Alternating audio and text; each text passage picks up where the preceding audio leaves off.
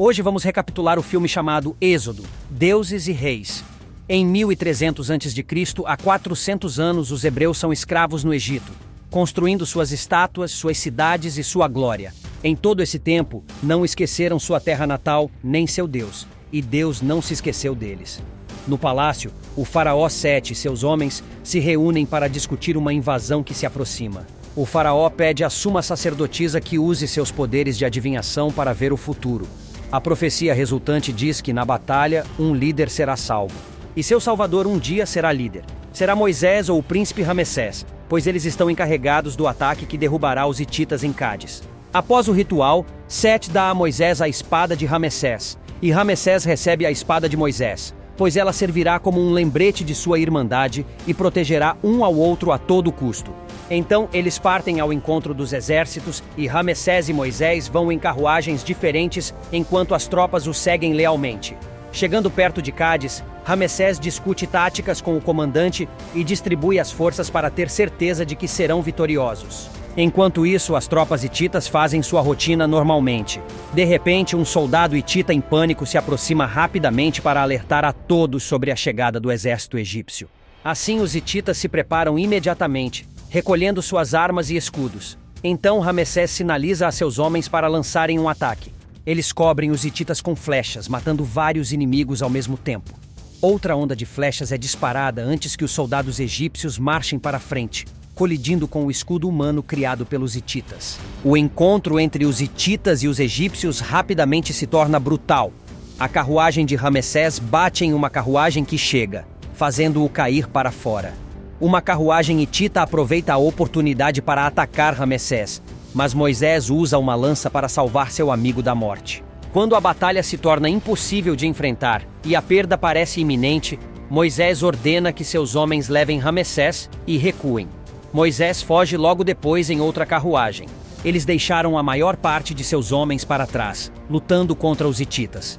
Quando chegam a Mênfis, as pessoas os recebem com alegria enquanto comemoram seu retorno. Sete pergunta a Moisés sobre a batalha. Embora Moisés diga que não houve nada, ele menciona que salvou a vida de Ramessés. Sete agradece a Moisés por seu feito e diz que ele é mais capaz de ser um bom líder para o reino do que Ramessés.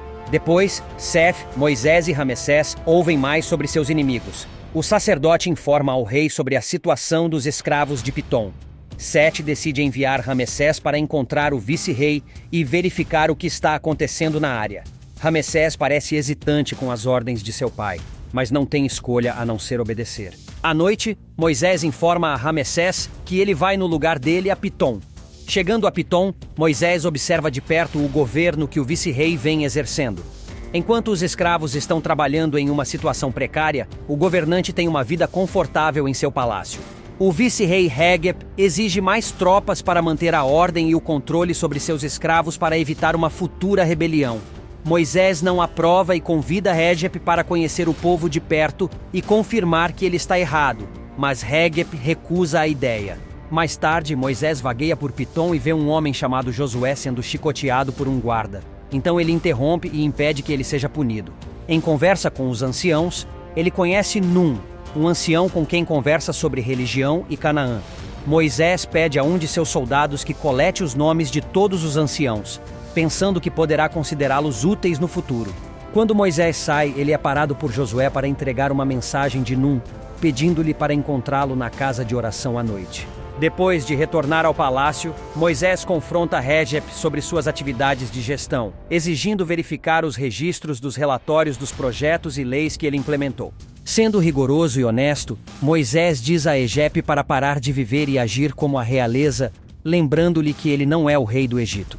À noite, Moisés sai para encontrar os anciãos na casa de oração.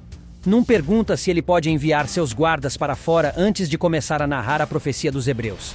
Ele explica a Moisés que no ano em que ele nasceu, houve uma profecia de que um líder nasceria para libertar os hebreus da escravidão. Então, foi emitido um decreto em Mênfis para matar todo o primogênito hebreu. Moisés fica furioso ao ouvir as histórias de Num e decide ir embora. Num tenta impedi-lo. Então Moisés ordena que os outros anciãos saiam da casa de oração para terminar de ouvir a história. Num continua narrando que seus pais não esperavam que isso acontecesse. Então, entregaram a sua irmã, que o levou em um cesto até as margens do rio e o colocou nas águas, onde a filha do faraó se banhava nas águas. Ela pegou ele e sua irmã, Miriam, como serva, e o criou como se fosse dela. Moisés ainda não acredita em Num e sai do local, irritado, mas também confuso sobre sua identidade. 2 guardas o chamam de traidor. Então Moisés luta contra eles e imediatamente os mata. Enquanto isso, 2 espiões hebreus que escutaram tudo sobre a vida de Moisés relatam o que ouviram a Egepe. Retornando a Mênfis, Moisés fica chocado ao encontrar o faraó cercado por médicos. Apesar de sua doença atual, Sete ordena que Moisés entregue seu relatório sobre Pitom. Ele revela o terrível regime escravista de Régep, mas Sete percebe que Moisés descobriu algo mais que ainda o incomoda. No entanto, Moisés decide não compartilhar a verdade. Dias depois, Sete falece, e seu sucessor, Ramessés, realiza a cerimônia fúnebre para enviar o corpo mumificado de seu pai. No outro dia, Ramessés assume o trono dele. Algum tempo depois, enquanto Ramessés e Moisés e alguns conselheiros discutem, o vice-rei Régep chega com uma mensagem importante. Mas primeiro ele pede privacidade. Ramessés pede a todos que saiam da sala e Régep diz que Moisés é hebreu. Logo depois, Ramessés discute isso com Moisés, que diz que isso é uma fantasia. Então, Ramessés convoca a filha de Sete, Bitiá, e a irmã de sangue dele, Miriam, para pedir a história completa. Mas ambos guardam o segredo e juram que Moisés é filho de Bitiá. Furioso, Ramessés ameaça machucar Miriam se ele continuar mentindo, então Moisés se rende e finalmente confessa a verdade, pela qual é enviado para a prisão. A rainha aconselha Ramessés a matar Moisés, mas Ramessés ainda tem dúvidas e envia Moisés para o exílio. Antes de partir, Moisés pede ao soldado que o deixe falar com Bitiá e Miriam. Agora que estão sozinhos, Miriam finalmente admite que a história é verdadeira e dá a Moisés a pulseira que ela tirou de sua mão quando ele era criança para protegê-lo. Nos dias seguintes, Moisés luta para sobreviver no deserto por causa da falta de comida e do calor escaldante. Eventualmente, ele encontra sua espada escondida nas costas do cavalo. Mas quando o cavalo morre, ele não tem escolha a não ser parar devagar para decidir como proceder. Enquanto ele descansa, 2 homens decidem atacá-lo, porém Moisés consegue matá-los. Levando os cavalos e os suprimentos do inimigo, ele continua sua jornada atravessando o deserto até chegar ao Mar Vermelho. Ele nota um grupo de mulheres pegando água de um poço, que posteriormente são intimidadas por um grupo de pastores de cabras, exigindo primeiro água para eles. Moisés imediatamente interrompe e mostra sua espada, fazendo com que os homens recuem e mandem suas cabras para longe do poço. Zípora ficou muito grato por sua ajuda e convidou Moisés para comer e descansar em sua casa. O pai de Zípora, Jetro, interroga Moisés, mas ele não conta sua história ou seus problemas por precaução. A princípio, Moisés pretende parar apenas temporariamente, mas quanto mais tempo ele fica lá, mais ele gosta. No final, Moisés também se torna pastor de ovelhas, e ele e Zípora desenvolvem um relacionamento romântico que resulta em casamento. 9 anos depois, Ramessés ordena que seus homens construam sua tumba e seu palácio, e centenas de escravos são trazidos a Mênfis para a tarefa. Ramessés exige que o projeto seja feito o mais rápido possível. Enquanto isso, Moisés brinca com seu filho Gerson, e eles discutem a lenda da Montanha de Deus. Moisés nunca acreditou nessas superstições, o que confunde o garoto porque o resto da família é muito devoto ao seu Deus. Mais tarde, Zípora fica sabendo por meio de seu filho sobre as afirmações dele, e pede que pare de confundir o garoto sobre a fé em Deus. À noite, enquanto está chovendo bastante, Moisés segue as ovelhas que subiram a montanha proibida. Quando Moisés as alcança, um deslizamento de terra acontece de repente. A combinação de lama e pedras que caem empurra Moisés ao chão, e ele logo perde a consciência. Horas depois, Moisés acorda e se vê enterrado na lama. De repente, ele ouve alguém chamando seu nome e nota uma sarça ardente a poucos metros dele. Então aparece um menino chamado Malaque, que é o anjo de Deus. Malaque pede que ele se torne um líder novamente e aconselha a ver o que está acontecendo com seu povo nesse momento. Depois que o menino desaparece, Moisés é engolido pela terra. Algum tempo depois, Moisés acorda em casa após ser resgatado por Zípora, que está cuidando de seus ferimentos e da perna quebrada. Moisés conta a ela o que viu na montanha, acreditando que era uma mensagem de Deus. Zípora não acredita nele e diz que é um efeito delirante de seu acidente. Então Moisés não tem escolha a não ser contar a ela toda a verdade sobre seu passado. Zípora ainda acha que ele está delirando e manda ele descansar. Quando Moisés se recupera, ele vê Gerson sozinho. O garoto ganha a cara de Malaque. Vendo que seu destino nunca o deixará em paz, Moisés finalmente aceita o fato de que precisa voltar para o Egito. Depois de preparar seu cavalo e espada, Moisés pede permissão a Gerson e Zípora, mas ambos ficam bravos com ele por sua decisão, sentindo que estão sendo abandonados. Assim que Moisés chega em Pitom, ele vê alguns escravos sendo queimados dia e noite. Ele procura a casa de oração e é recebido por Josué, o ancião Num, e um grupo de pessoas que parecem ser seus parentes de sangue, incluindo seu irmão Arão. Enquanto isso, Ramessés acorda no meio da noite sentindo-se inquieto. Ele verifica sua esposa e seu filho antes de ir para o cavalo, onde Moisés o embosca e exige que ele liberte os escravos ou haverá consequências, dizendo que foi enviado por Deus antes de partir. No dia seguinte, Ramessés anuncia que Moisés enlouqueceu e ordena que seus homens matem ele e sua família. Todo o exército egípcio ataca Pitom para localizar Moisés, mas todos o protegem e não contam aos soldados onde ele está. Enquanto isso, Moisés e sua família se escondem no subsolo para permanecerem seguros. Frustrado com a falta de progresso, Ramessés opta por matar famílias hebraicas aleatórias até que Moisés se mostre. Este movimento finalmente convence os escravos a se juntarem ao exército que lutará contra Ramessés e seus soldados.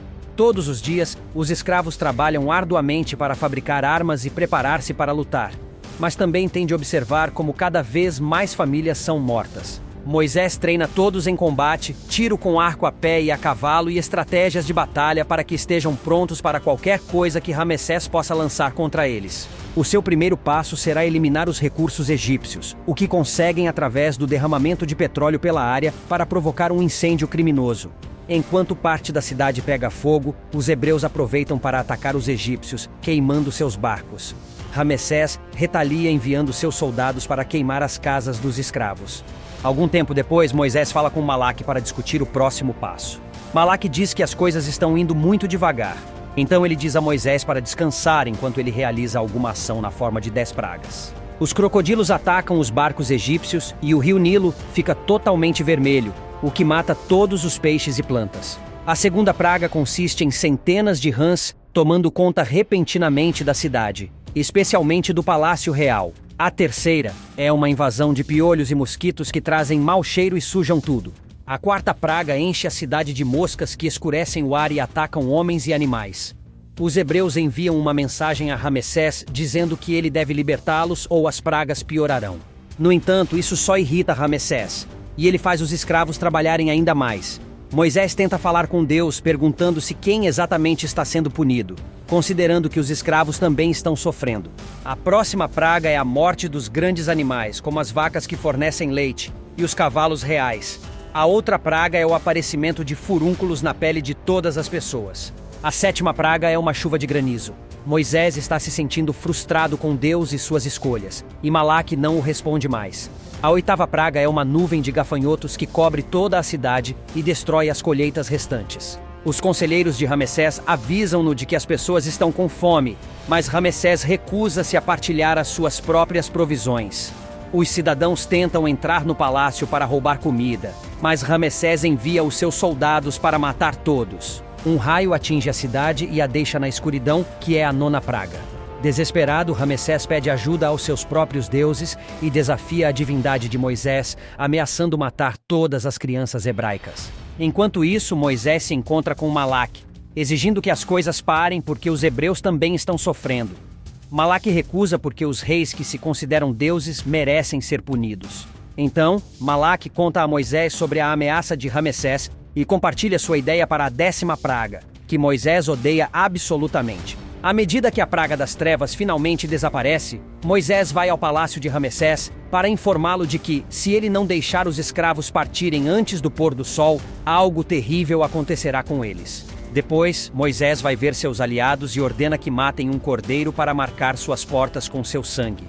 Isso os manterá protegidos da 10ª praga. Os hebreus imediatamente fazem o que Moisés mandou. Por outro lado, Ramessés, preocupado, fica observando seu filho a noite toda.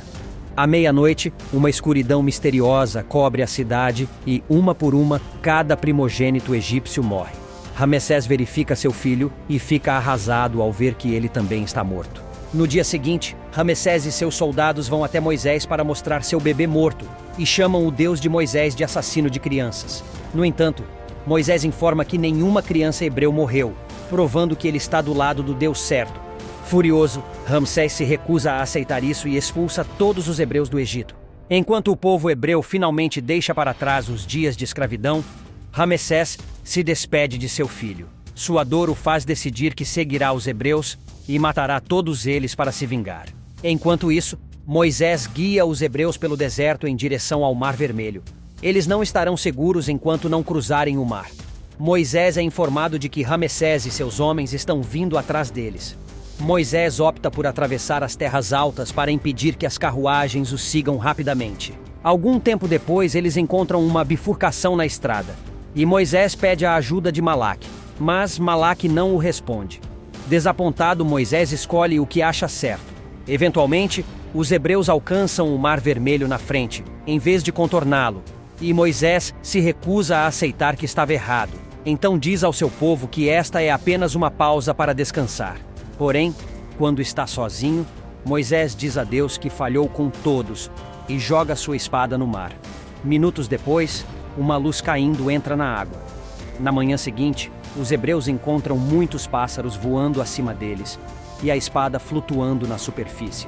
Quando Moisés a agarra, as águas se comportam de maneira estranha, e Moisés percebe que este é o momento certo para atravessar.